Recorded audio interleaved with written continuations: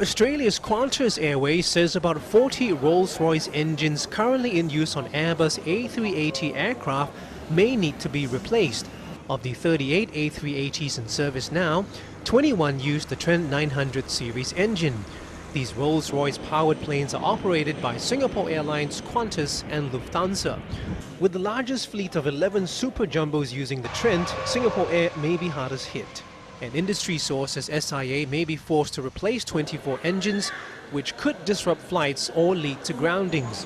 Qantas says it's expecting 14 engines, which may need to be swapped from among its 6 planes. Qantas adds it's already changed 3 of the jet turbines. Singapore Air refused to comment on the swaps Thursday, but the national airline has already cancelled some flights in the past 2 weeks to replace engines. Rolls-Royce says the problem with the Trent 900 is confined to a specific part in the turbine area. Aviation experts note the fault develops over time, so the new engine should not present any safety issues and will give Rolls-Royce time to come up with a permanent solution.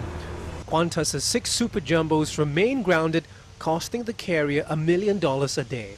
But analysts say this will escalate if the planes are not brought back into service for the busy travel period that begins next month. Arnold Gay, Reuters.